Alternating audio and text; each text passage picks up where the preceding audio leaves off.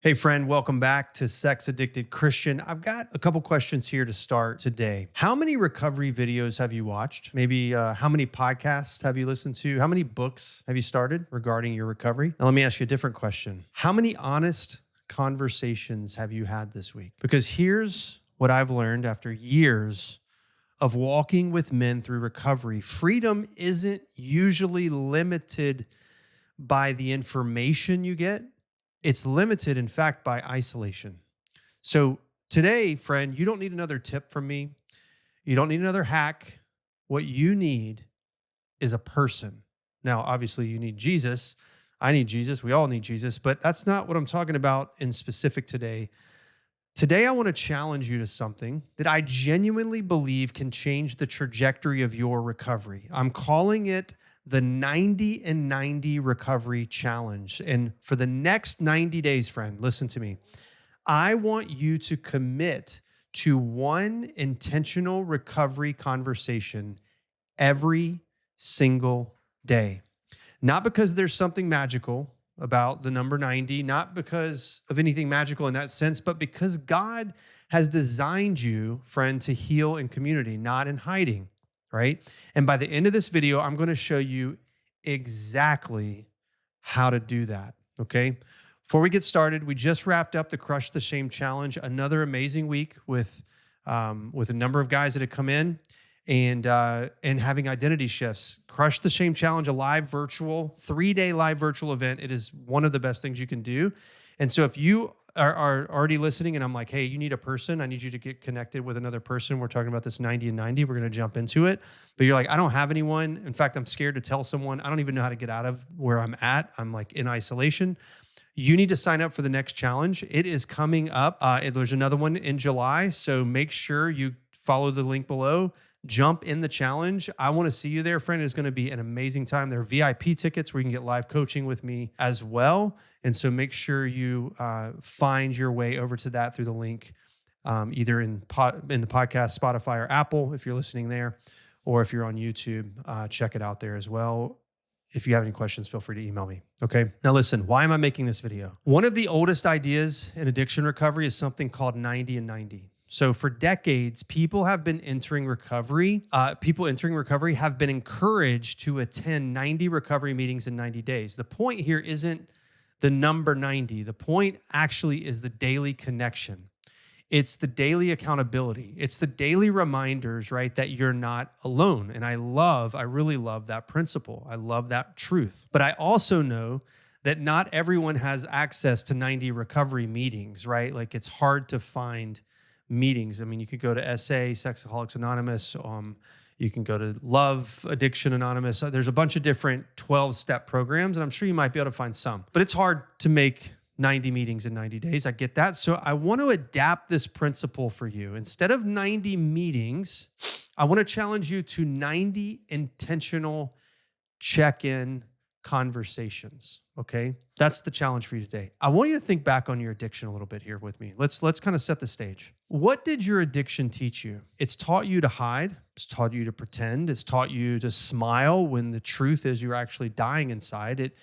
It's taught you to say, I'm fine, when the truth is you're not fine, right?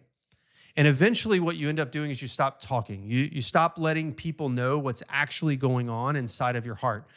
And before long, you weren't just hiding pornography, you actually have started to hide yourself. And that's what shame does to us. Shame convinces us that your greatest safety is found in secrecy. The gospel that we believe actually says the opposite. The gospel continually calls us into the light, right? We did a video recently on that idea.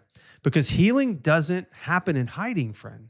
Healing actually happens when what's hidden is finally brought into the light. It's finally brought into the light, right? And I want you to have a recovery plan. Like, I want you to build one. That's part of what I'm trying to help you guys do that. If you haven't downloaded the 4 Pillars of the Porn-Free Life, that's free. You can always grab that.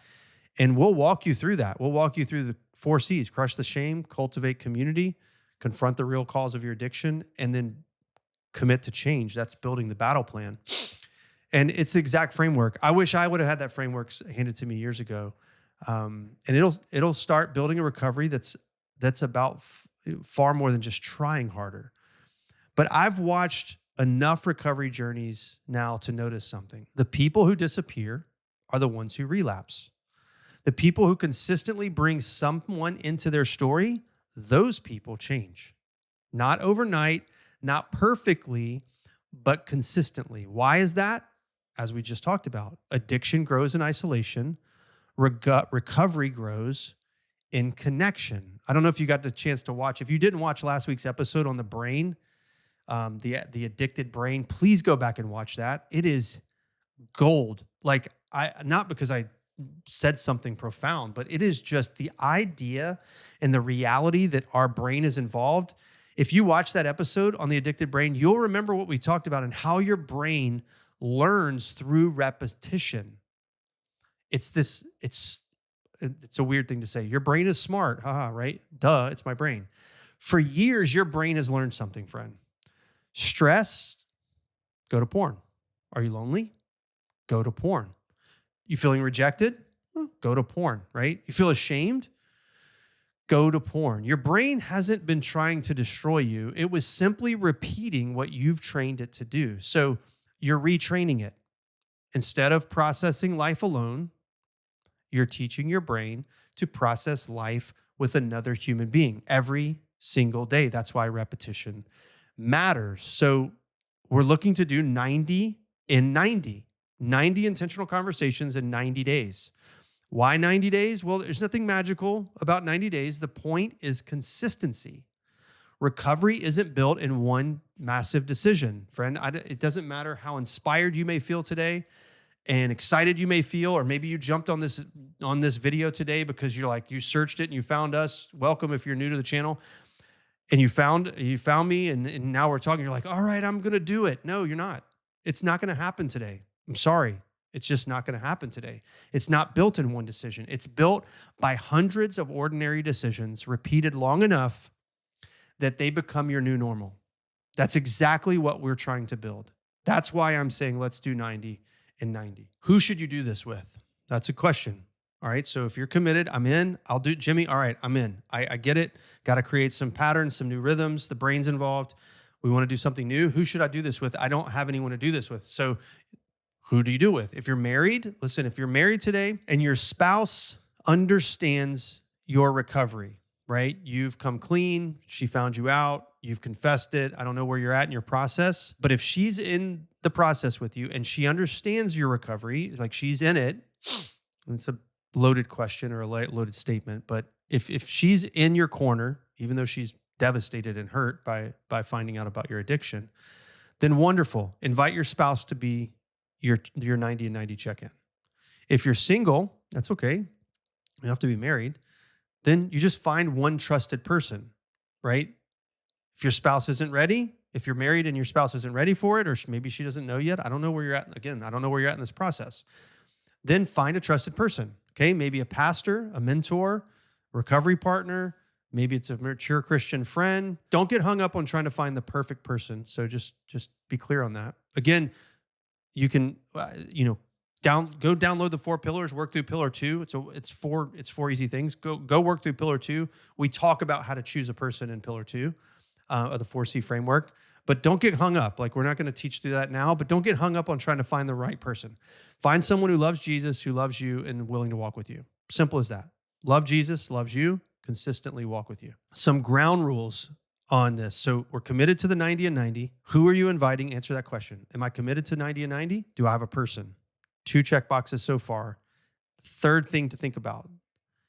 This check-in, I don't want you to be overwhelmed by it, okay?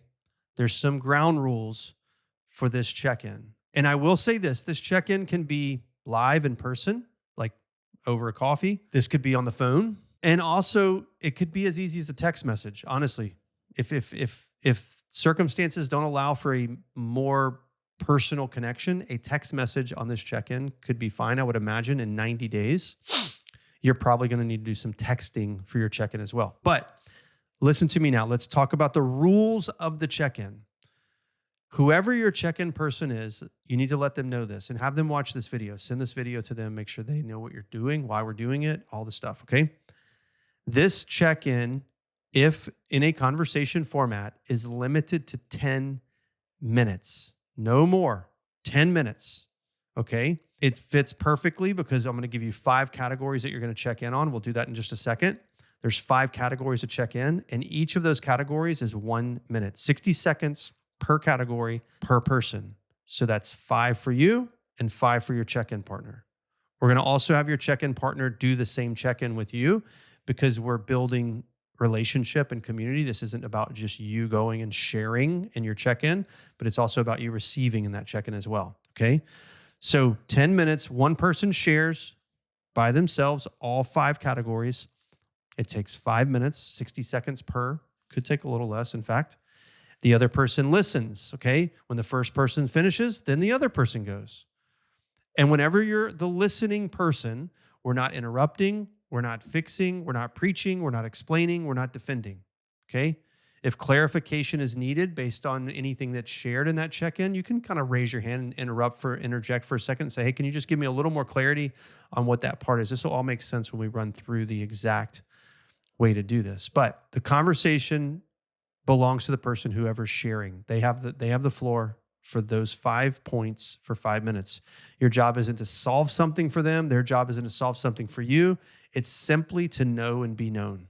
Okay? That's actually that's actually the name of this check-in. It's an acronym for FANOS, FANOS. That's going to give you the outline. So we'll introduce you to the outline now. FANOS is a Greek term, and it means to reveal or to make known. Kind of cool, right? So we're using that acronym. And I've actually been using this framework for years. I originally taught this framework 5-6 years ago to couples that are trying to rebuild intimacy after betrayal. But I've learned that this is far too valuable of a process of a recovery piece. Like everyone needs this. We all need this. Okay. I even do this with my kids. We'll walk this through with the kids, and we're not even talking about like addiction recovery, just walking through with the kids just so that I can have meaningful conversation with them. So I originally taught it to couples, but I want to broaden it to everyone in this tribe. So if you're trying to do what I'm suggesting and teaching you to do, then you must implement this in your recovery plan. I see this as a must-have, okay? So it's called FANOS. All right. And we're going to walk through each of those. So that's an acronym. If you're taking notes, F is the first one. And so if it's your turn to go, this is how it goes. The first thing that I want you to share in 60 seconds or less with your check-in partner is how you feel. Okay. Go back 2 or 3 weeks ago. I did a whole video on feelings. Okay. So the first question is super simple. What are you feeling today? Maybe that's right now. What do I feel right now? Or maybe it's some feelings I've had today, or since the last time we checked in. I think you should share anywhere from 1 to 3 emotions, honestly, because you feel more than one feeling, right? But I want you to share the meaningful ones. Not what happened or not what you think, but how you feel, right?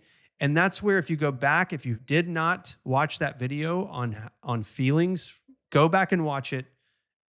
Bring that into this check-in. I'm not going to teach through the feelings wheel and emotions and how all emotions are involved in our recovery today. I've already taught that. Go watch that video or go listen to that podcast a few weeks back on feeling or emotions or feeling everything. I can't remember what I called that video, what the name of that was or the name of that episode was, but go back and watch that, okay? I want you to grow in your emotional language. This isn't about, I'm fine, I'm good, I'm busy, I'm tired. Like that's not, like we're not doing emotions that way. That's not how you do it. I need you to go back to the episode, Google a feelings wheel and use the feelings wheel. All right. I teach you how to use the feelings wheel in that episode. Okay.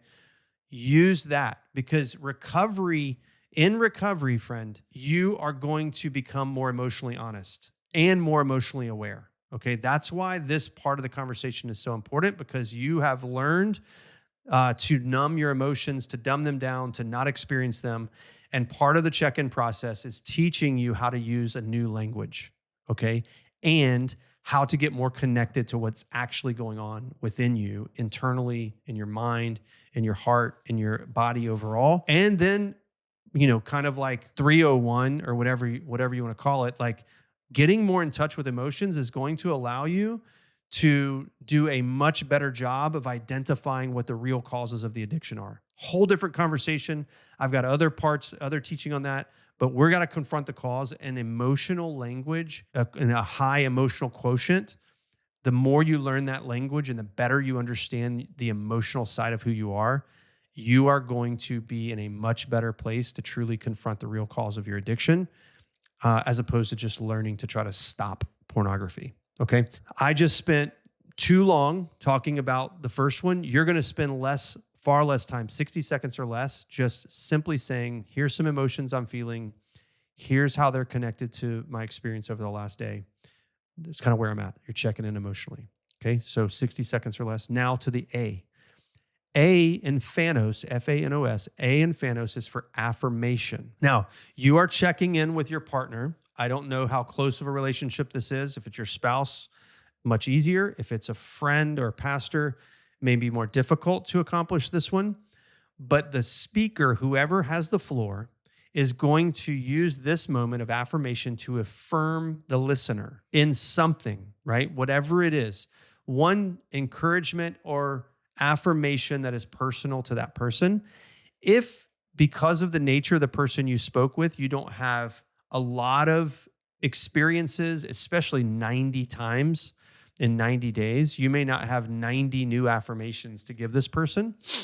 So I want to expand it a little bit to say, if it's easier for you to think of an affirmation of someone else that's not in the conversation that you're in, then go ahead and identify what that affirmation is. But what I want to hold you accountable to is actually sharing it with that person. So if you're checking in with me and you're not affirming me specifically, but you want to affirm a different friend or a relative or your kid or your father or your sister, brother, whoever it is, what I'm saying is go ahead and state that affirmation in the conversation with me. But I want you to immediately make a phone call or text after your check-in and speak that affirmation to that person. Okay, does that make sense? I want the affirmations to land. This is a beautiful part of the recovery process, because guess what? Addicts are selfish. Addicts only think about themselves. Period. Like, if you weren't so selfish, you wouldn't choose the addiction so much. I mean, I'm not trying to come down on you. I'm just saying, like, that's the nature of the addiction, right? So this section of affirmation gets us out of looking at ourselves and thinking poorly of ourselves or thinking highly of ourselves or whatever. And it gives us the opportunity to think about the person in front of us or someone else in a positive way. And then we can encourage that person. We can build that person up. We can remind that other person that God is at work, or whatever the case is, or how God's blessed them, or how they're so gifted, or some great thing they did. I don't know. But I want you to find meaningful and true, amazing affirmations, okay? Feelings, affirmation. Now we're on the N. This is the third, okay? 60 seconds or less. Remember, I'm going to keep reminding you, 60 seconds or less. This one's a little difficult. The N is, I don't know if you can guess it or not, N is for need, okay? This could be one of the harder questions, because sometimes it's hard to know what the answer to this is. What do you need today? That's the question that I'm asking. The question I'm trying to answer if I'm checking in, or the person that's talking to me. What do they need? Do you need prayer? Do you need encouragement? Do you need a text later tonight? Do you need help processing some difficult decision you have to make? Do you just need to get to the gym? Do you need to get in bed early? Do you need to work on some project? This doesn't have to be like mind-blowing or earth-shattering type of like moment for you to, what I really need, some existential answer. This is a very simple question, but important, because you've spent years, if you're here for your addiction recovery, you've spent years, friend, medicating needs instead of expressing them and truly trying to solve them. So recovery is teaching you how to ask for help. Powerful stuff. You have to see, like, the longer I'm sitting here teaching this right now, the more I'm just getting pumped, okay? Because each of these things in this check-in is like, it just like shoots straight at parts of us that have just died with this old man. The old man has died. We don't know how to express our feelings. We don't know how to encourage others. We don't know how to ask for help. We're going to keep going here, but like, it gets better. Like we have learned to be men who live in the matrix. We talked about this the other day. Like we've got to get out of the matrix. And this check-in, 5 minutes, 90 and 90, you are going to be a changed human being. I'm telling you, friend, dial in, okay? Jump in, commit. You got to get in here, okay?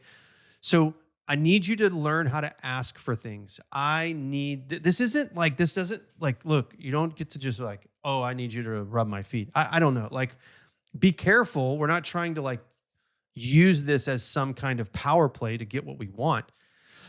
But man, figure out how to interact with this section, how to express your needs. All right. FAN, and now we're on the O. Number 4, we're in minute 4 of the check-in. I know we're not in minute 4 of this episode, but we're in minute 4 of the check-in. O is for ownership, okay? What do you need to own today? Think of this as like confession, right? Now, listen, if you've sinned sexually, then this is obviously a place where you're going to utilize this part of the conversation, probably to confess that to whoever you're checking in with. If you've looked at pornography, masturbated, had sex with someone, had a prostitute, went to a strip club, whatever that is, we'll talk about a little bit more about that in a second. Or if it's simply somebody cut me off in traffic and I said a swear word and I got really angry and flipped them off when I drove by. I don't know. I was short with my kid today when I shouldn't have been. I cheated on a test. I intentionally didn't call someone back, even though I probably should call them back. I've avoided a text. I avoided a phone call. I don't know. It could be small or it could be big. It doesn't matter. What I'm trying to get us to do in this part of the conversation is to start taking ownership over the ways in which we don't live up to our expectations, God's expectations, or whatever. This isn't about guilt and shame. This is about maturity and being a man, like owning our stuff, right? No excuses, no minimizing, no blaming, but simply trying to ask and answer the question, where didn't I respond well today? Where did I fail today? Where do I need to repent today? Because ownership is where maturity begins. We're not being children, right? We're being grown-ups. I mean, I do this to all my kids all the time. Hey, why'd you do that? Well, blah, blah, blah, blah, blah. It's always an excuse. Always an excuse. We have to stop making excuses. We have to start being honest, living in the light, taking ownership. No more secrets. No more hiding. We got to fight that battle. The more you cultivate secrecy and hiding in your life, the longer this addiction is going to stick around. Okay? So O for ownership. What a powerful moment. Now we're on the last one, S. The last part of the check-in, and S is for, you might have guessed it, sobriety. Okay? This part of the check-in assumes that you've already completed your 3 circles. Okay? What are the 3 circles? If you haven't downloaded the 4 pillars of the porn-free life and worked through the 4C framework, in the 4th C, commit to change, I walk you through building your 3 circles. Okay? So if you don't have the 3 circles done, then go right now, click below in Spotify or Apple or YouTube or wherever you're at, okay? Go to the website, sexaddictedchristian.com, and as soon as you get on there, it's going to say download the 4 pillars. There's a little bar right there, and you can click it, put your email in, and I will email it to you right away. Start working through it. This assumes that you have done that, okay? I've also done a teaching on it years ago on have you tried this one thing? And it talks about the 3 circles, so you can go try to find that on YouTube and watch the video if you want to see me teach it there, or just download the 4 pillars, and there's a checklist guide for you to do it right there, okay? Super simple. It's not a super complicated task, but it's a necessary task, because what you have to do is you, friend, have to define for yourself in community, you've got to decide what is sobriety and what is breaking sobriety, okay? This isn't about, did you struggle today? I mean, I want to know that if I'm, in community with you. But instead, it is much simpler than that. According to your personal recovery plan, are you still sober? Yes or no? Simple, right? But in order for you to answer that question, you have to have filled out 3 circles in which the inner circle defines what sobriety is for you. Okay? I don't know what that is, right? I'm not going to write a script here that these are the things, if someone does this, they break their sobriety, okay? But it's important that we define that, not because we're keeping score. This is so important. And there's other videos on this, and we can talk more about this at length in other spaces. I'm not trying to create a score sheet so that we can keep score so we can decide whether or not you're a good boy or a bad boy. That's not what we're trying to do here.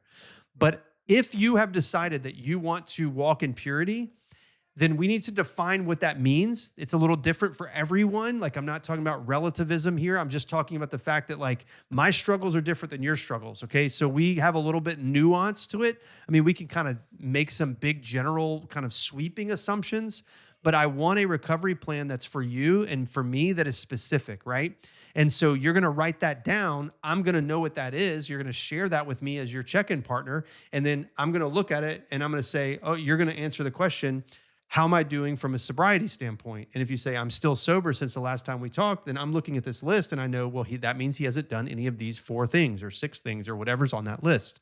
Does that make sense, friend? Okay, track with me here. It's going to make a lot more sense if you've done the homework. So go do the homework and come back to this section if you need to. But it's a simple question. Are you sober or not sober still? Right? Yes or no. That's it. Simple, honest, no spinning, no whatever. Okay. And friend, that's it. That's it. I know it's taken us 30 minutes to get here, but once you've listened to this, like at the end of this, the application is a 5-minute check-in. You are sharing for 5 minutes with your check-in partner for 90 straight days. I don't know what the math is. 9 times 5 is 45. 450 minutes over 90 days is all you're committing to. 450 minutes is whatever. I don't even know how many hours that is. Not very much. But it's about the daily check-in, the daily commitment. You are building new rhythms, new processes. You are combating the old man and the new man. This, friend, please do this. Please do this. I want you to do this. Imagine with me having this conversation every single day for the next 90 days. Not because I'm policing you or someone else is policing you, but because you, friend, have chose to not hide anymore. No more hiding. Man, what a powerful place that's going to be for you. In 90 days, friend, if you do this for 90 straight days, you're going to look back and be like, dude, my relationship with sexual addiction has drastically changed because I did 90 and 90. Friend, listen to me. If you don't know how to come out of hiding because you are stuck, you're like, I like this, I love this, and I want to do this, but I don't have anyone to do it, and I'm scared as crap to talk to anyone. That's exactly why I created the Crush the Shame Challenge. I mentioned it earlier in the episode. It's one thing to hear this teaching. It's another thing to actually live it in community, okay? So the next challenge is coming up probably in just the dates are on there. You can go to the challenge. You'll see the dates on there. It's going to be late July for this month. At the end of July, we are doing the next challenge. I want you there. Even friend, listen, even if you have someone to check in with, you still need to be there. Okay? Because we're going to talk about the shame cycle. We're going to understand how shame puts us in this addiction trap. We're going to talk about all the temptations to hiding because, friend, I'm telling you, you're going to do this check-in and you're going to have this sobriety update or this ownership part in your update, and you're going to hesitate and you're going to be scared. I want to help you with the identity shift that's needed deep, deep, deep in your heart so that you can come to those check-ins with just absolute confidence because of who God is and who you are in relationship to him. Okay? So we're going to do practical work in that. It is a live 3-day virtual event. Come join me for that, okay? And what's going to change? Here's something fascinating. Pornography probably won't be the first thing that changes for you if you jump into this, but isolation will change. And that's going to lead to honesty, to humility, to emotional awareness, to trust, to consistency. And over time, friend, listen, over time, if you do this, sobriety begins following those things.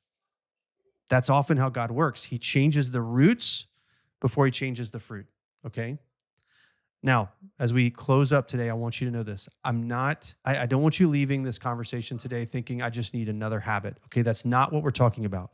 This isn't about building a habit because habits create good, righteous behavior. You need Jesus, you need the Holy Spirit, and you need the grace of God every single day. But The truth is that God works through ordinary means, okay? He transforms your mind. He renews your heart. He uses confession. He uses community. He uses truth spoken in love, okay? Think of Romans 12, tells us to be transformed by the renewing of our minds, okay? And that's exactly what you're going to be doing every time you choose honesty over hiding. And here's the promise I want you to leave with today. The God who began this work in you, brother, friend, listen to me. He's faithful to finish it. I'm not asking you to manufacture transformation. Your job is to just keep showing up, walking in the light, and trusting him with the outcome. So here's your assignment, okay? If you made it this far, I want you to take the final step. Here's the assignment. Before you close this video, I want you to do one of two things, okay?